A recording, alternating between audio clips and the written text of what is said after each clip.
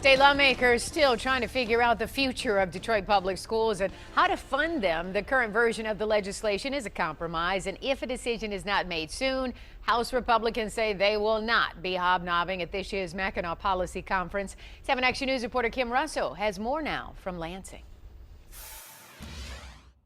One representative joked, "Hey, at least I found out in time to cancel my $800 hotel reservation." Many are not happy with House leadership announcing no one's going to the Mackinac Policy Conference until DPS is figured out. The floor was empty as House Republicans worked behind closed doors on Detroit Public Schools legislation.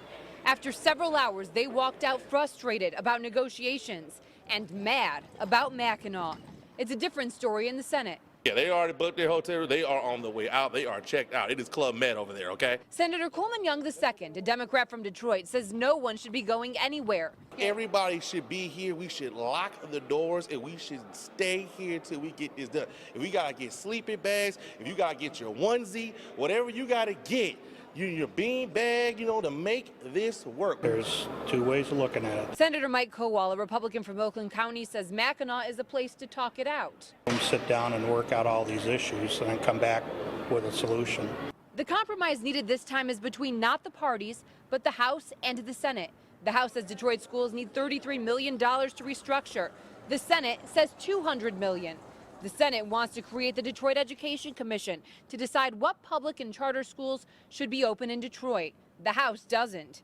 In the meantime, school board members say state lawmakers should not create regulations that impact just one city.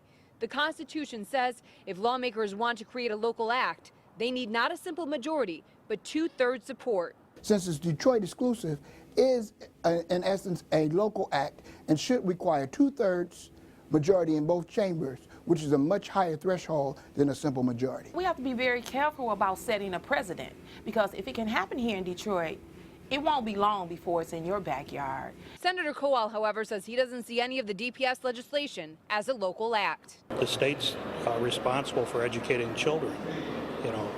It's not each individual city. If the legislature does not pass with a 2/3 majority vote, Detroit school board members say they will challenge it in court. In Lansing, Kim Russell, 7 Action News.